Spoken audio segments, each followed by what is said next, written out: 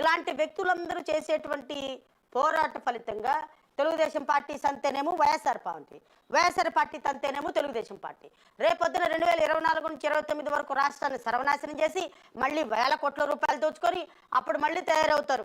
2014 నుంచి 19 వరకు స్కాములు చేసి 100 కోట్లు సంపాదించిన నారాయణ ప్రజలకు సమస్యలు వస్తే ఎక్కడ ఉన్నాడో తెలీదు. గంటా శ్రీనివాసరావు ప్రజలకు సమస్యలు వస్తే ఎక్కడ ఉన్నాడో తెలీదు. పత్తిపాటి పుల్లారావు తెలీదు. ఇంకా వాళ్ళ పేర్లు ఎందుకండి, వ్యక్తిగతంగా పేర్లు తీసుకొని కానీ ఆ రాష్ట్ర పార్టీలో 100 కోట్ల రూపాయలు అధికారం ఉన్నప్పుడు సంపాదించిన ఏ నాయకుడు కూడా పెట్టుబడి పెట్టడానికి ముందుంటాడు కానీ అధికారం సంపాదించడానికి ముందుకు రాడు. రేపొద్దున 24లో మళ్ళీ పార్టీ అధికారంలోకి రాగానే మళ్ళీ మొదటి వరుసలో వెళ్ళి నుంచొని 100 కోట్లు 1000 కోట్లు 2000 కోట్లు ప్రభుత్వానికి డబ్బులు సంపాదించుకోవడానికి ఇచ్చేటువంటి ఒక చిడతల బ్యాచ్ తయారవుతుంది. ఈ చిడతల బ్యాచ్ మొత్తానికి కూడా ఉద్దండు, ఈ చిడతల బ్యాచ్ మొత్తాన్ని కూడా అద్భుతంగా ముందుకు లీడ్ చేయగలిగినటువంటి మహా పొలిటికల్ ఉద్దండు 45 సంవత్సరాల ఇండస్ట్రీ చంద్రబాబు నాయుడు గారు ఉన్ననే ఉన్నారు. సో ఆయన గురించి మనం ఎంత తక్కువ మాట్లాడుకుంటే అంత మంచిది. సో ఇలాంటి వ్యక్తులు వేల కోట్ల రూపాయలతోటి రాజకీయం చేయాలని చూసి ప్రజల్ని గొర్రెల్లాగా మార్చి నారా లోకేష్ లాంటి ఒక అనుభవం లేని ఒక పార్టీలో ఒక ఎమ్మెల్యేగా కూడా గెలవగలిగిన అవకాశం లేని నిష్పక్షపాతంగా నిజాయితీగా ఒక్క మాట మాట్లాడలేని వ్యక్తి కేవలం మా నాన్న ముఖ్యమంత్రి కాబట్టి మా తాత ముఖ్యమంత్రి కాబట్టి నేను ఈ రాష్ట్రంలో వస్తాను అని స్థాయి లేని వ్యక్తి కూడా ఈ రాష్ట్రంలో రాజకీయాలు చేస్తున్నాడు అంటే అది మన అసూయ మన మన అలసత్వం కాదా? మన ప్రజల్లో ఉన్నటువంటి అమాయకత్వం కాదా? ఇలాంటి వ్యక్తులు రాజకీయం చేయడానికి మనం ఊతమిస్తున్నాం అంటే మనల్ని మనం ఎంతగా దిగజార్చుకున్నామో అర్థం కావటం లేదా? నేను రాష్ట్ర ప్రజలు విఘ్నులైన ప్రజలను అడుగుతున్నా. ఈ పార్టీలు కోట్ల రూపాయలు కుమ్మరించి ఎవడు ఏం చేయగలడులే, ఎవడు ఏమి మాకు అడ్డురాడులే, మేము ఏదైనా చేయగలమని విర్రబీగటానికి ఈసారైనా అడ్డుకట్ట పడాలని నేను ప్రజలను కోరుతున్నా. 2014 సార్వత్రిక ఎన్నికల్లో ప్రజలారా, ఈ రాష్ట్రంలో తెలుగుదేశం పార్టీ అధికారంలోకి వచ్చింది, మీకు తెలుసు. తెలుగుదేశం పార్టీకి వైఎస్ఆర్ కాంగ్రెస్ పార్టీకి మధ్యలో ఉన్నటువంటి తేడా 4,20,00,000 ఓవరాల్గా మన రాష్ట్రంలో రమారమి ఓట్లుంటే కొత్తగా వచ్చిన వాళ్ళు ఒక 16 లక్షలు ఎంతో ఈరోజు. నేను I'm not sure about the figures. అంటే రఫ్గా 4 కోట్ల ఓటర్లు ఉన్నారు ఆంధ్రప్రదేశ్ రాష్ట్రంలో. ఈ 4 కోట్ల ఓట్లకు గాను తెలుగుదేశానికి వైఎస్ఆర్సీపీకి మధ్య దూరం ఓట్ల దూరం 5,36,000. అంటే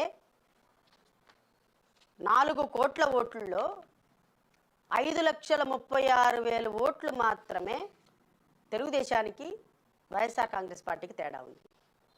ఇంచుమించుగా 88 కాన్స్టిట్యున్సీస్లో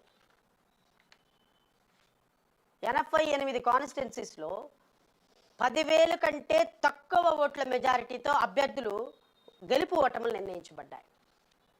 నేను లిస్ట్ మొత్తం చదువుకొని వస్తే చాలా పెద్ద లిస్ట్ అవుతుంది, కానీ నాకు 2014 election data is with me.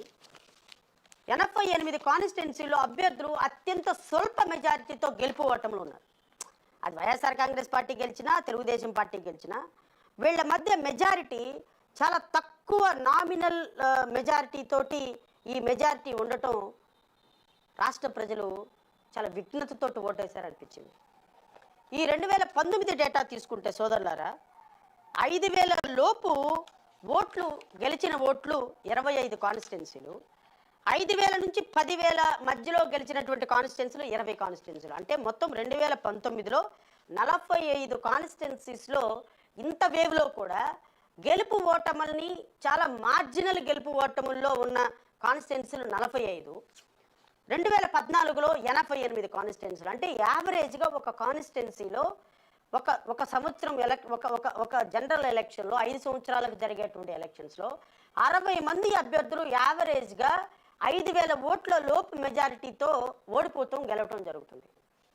మా లక్ష్యం ఏంటి అంటే, మాన్యశ్రీ కాంచీరామ్ చెప్పినట్టుగా ఒక ఎలక్షన్లో ఓడించటం ద్వారా నీ గెలుపుకి అది పునాది అవుతుంది అనేటువంటి ఒక అద్భుతమైనటువంటి సిద్ధాంతం నాకు చాలా బాగా నచ్చింది.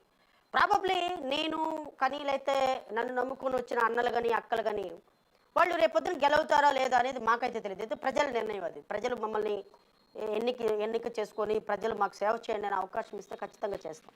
కానీ ప్రజలు అలాంటి అవకాశం ఇస్తే వీఆర్ రెడీ. అవ్వకపోయినా నేను ప్రజలను కోరేది ఏంటంటే, అమ్మ మీరు ఇంటికి ఒక ఓటు వేసి ఒక ఊపిరినివ్వండి. రేపొద్దున ఈ రాష్ట్రంలో జరిగేటువంటి ప్రతి అన్యాయాన్ని ఎదిరించడానికి మాకు ఒక వాయిస్ ఇవ్వండి.